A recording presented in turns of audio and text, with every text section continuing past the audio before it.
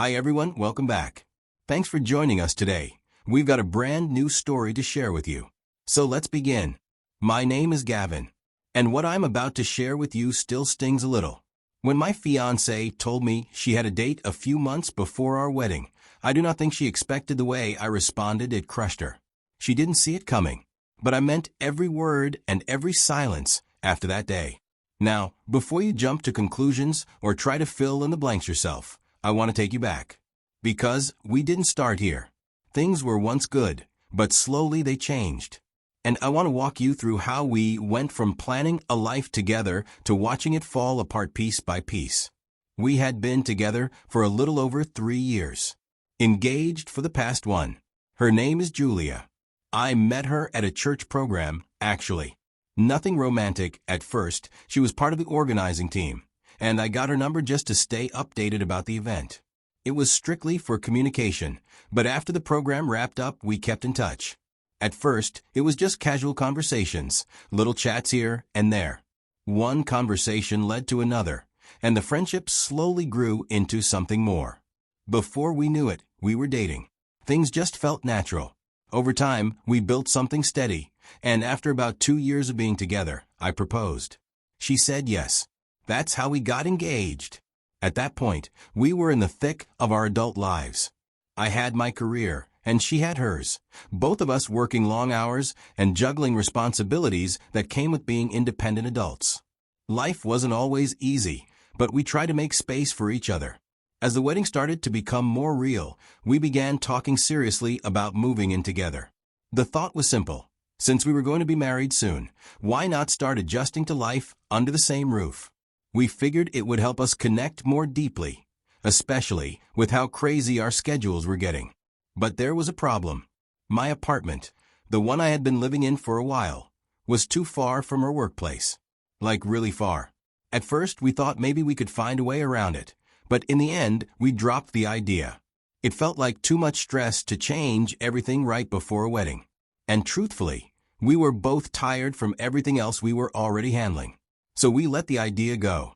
Now that I look back, I realize that was a missed opportunity. A small moment we could have pushed a little harder. If we had moved in, we would have probably seen certain things earlier. Or we would have communicated better, and at least noticed the cracks before they widened. Things didn't go bad all at once. It was more like a slow drift. At first, I didn't even realize we were growing apart. I mean, Julia and I had always been busy. We both work full-time. But slowly, things started changing in ways I couldn't ignore. She used to pick up my calls almost instantly, or at least get back to me quickly if she missed one. But then it became a pattern. I'd call, and she wouldn't answer. No text. No, I'll call you back. Just silence for hours. And when she finally did return the call, the explanation was always the same. Oh, I left my phone in my bag, or I was busy. And she'd say it in a way that made it clear she expected me to just accept it and move on with no questions asked. Then came the cancellations. We'd make plans, and she'd back out last minute. Sometimes she'd say she was tired, other times it was work stuff, or she just wasn't feeling up to it. But it started happening more and more. At first, I gave her the benefit of the doubt. Life gets overwhelming sometimes. But after a while, her excuses didn't feel honest anymore. They started to sound like someone trying to avoid spending time with me, not someone who's genuinely busy. It's a terrible feeling when someone you love starts to feel like they're slipping through your fingers, and you can't even get a grip on what's going wrong. What made it worse was that when she was with me, she wasn't really present. I'd be sitting right there beside her, and she'd be glued to her phone, texting, scrolling, laughing at messages. I couldn't help but notice the contradiction. When I call or text, she's always away from her phone, but when she's with me, she's constantly on it. It didn't add up. It made me wonder who she was always talking to. What was so important that it needed her attention even when we barely had time together? I tried to talk to her about it. I told her I felt disconnected, like I was talking to a wall while she was somewhere else. But instead of listening, she got defensive, said I was being insecure, paranoid, and making a big deal out of nothing. That hurt more than I can explain. I started to pull back emotionally, not out of spite, but because I was tired of explaining myself and feeling like I was begging for attention. The more I brought up how things had changed between us, the colder she became. The affection that used to be there started fading. And every time we argued about how I was feeling, it seemed to make things worse instead of better. It was like walking on eggshells just to talk about my own needs. Weekends used to be our time.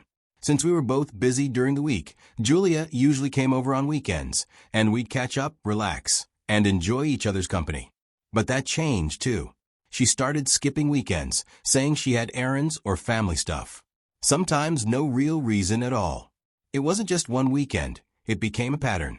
I'd be sitting at home, waiting, and thinking she'd show up, and she wouldn't. I started questioning everything she told me. I wanted to believe her, but her actions just didn't line up with her words. At some point, I stopped bringing it up because it felt like no matter what I said, it wouldn't change anything. So I bottled it. I was starting to feel abandoned by the person I was supposed to be building a life with. And that's when I realized something was seriously wrong. Despite everything, I still wanted to believe we had a shot. Perhaps I was being stubborn, or I just didn't want to admit that the woman I was supposed to marry was slowly checking out. But at the time, I wasn't ready to walk away. In my mind, if I just made a real effort, like a clear, no room for misunderstanding type of effort, she'd see I was still here trying. So, that Saturday morning, I decided I was going to plan something simple but meaningful. The plan was to take her out for a picnic and have a quiet afternoon at the park with sandwiches, fruit, and drinks. Then, after the picnic, I thought we could come back to my place and cook dinner together. Her favorite meal. That used to be our thing, cooking together. I thought this could be an opportunity to reconnect. But this time, I wasn't being naive. I checked her schedule earlier in the week. I made sure she didn't have anything planned that day. I even replayed our last few conversations in my head just to be sure we weren't in some weird silent fight that I'd missed. As far as I could tell, everything was fine. It felt like the right time to make this move. I really believed it could help us find our rhythm again and remind her that what we had was still worth holding on to. So I picked up my phone and called her that morning, excited to tell her the plan. But she didn't answer.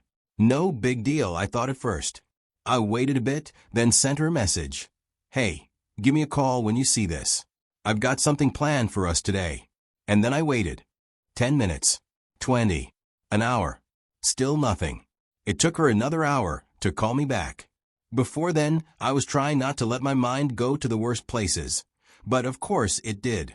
You know that feeling when you're trying to convince yourself not to overthink something, but every minute that passes makes it harder not to? Yeah, that was me. When she finally called, I picked up almost immediately. I didn't even bother pretending to be busy or waiting a few seconds. I just answered. I told her my idea, laid it all out, the picnic, the cooking, the quiet evening at home. I really believed she'd hear the effort in it, see what I was trying to do. But the moment I finished talking, she cut in with this flat, casual tone and said, it wouldn't be possible. So I asked her why. She said, I have a date. I remember going quiet for a second. Not because I didn't know what to say, but because I couldn't believe what I just heard. I mean, how do you even respond to something like that? What are you supposed to say? So I just said, all right. And then I ended the call. That was the exact moment my heart caught up with what my mind had been trying to deny for months. Everything just made sense. She didn't call back. No quick text. No, hey, I didn't mean that, or let me explain. Nothing. We both knew what I meant by all right. And still, silence. That silence said everything. I knew deep down in my gut, the wedding wasn't happening.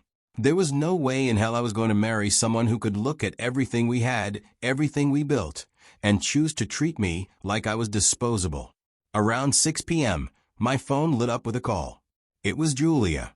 I didn't answer. I watched it ring. A minute later, a text came in. All it said was, "Are you angry?" I stared at that message for a while. I didn't feel the need to say anything at all. She knew exactly what she did. That wasn't something you say by accident. And if you do, you don't follow it with silence for the rest of the day. Not long after, another text came through. "Are you home? I'd like to come over." That's when I finally replied, "Do not set foot in my house." I think that was when everything clicked for her, that this wasn't just one of those arguments we'd sweep under the rug. This wasn't going to be like the other times when she'd gaslight me into feeling guilty or make me feel like I was overreacting. This time, it wasn't going to be business as usual. Then came the damage control. She started texting, trying to explain herself. She told me the whole date thing was a joke. Said she was just messing with me, and I took it the wrong way. She started backpedaling, trying to make it sound like I misunderstood. She claimed she had been busy all day, that work had drained her, and she hadn't meant to ignore me. She threw out a bunch of excuses, all of them vague, none of them adding up. I didn't respond to any of it. When the text didn't work, she moved to voice notes. That's when she started crying. I listened as she sobbed, telling me that I was hurting her by shutting her out, that my silence was cruel, that I was being unfair. She said that she didn't mean to push me away, and that this wasn't how things were supposed to go between us. I listened to every single one of those voice notes, but what I heard wasn't accountability. It was panic. She was panicking because I was no longer responding like the old version of me who would have tried to fix things, who would have prioritized peace over self-respect. I was tired, not just physically, but emotionally. There's something I've always believed. If something is important to you, you treat it like it is. You don't make a joke about going on a date with someone else, especially not to the person you're supposed to be marrying.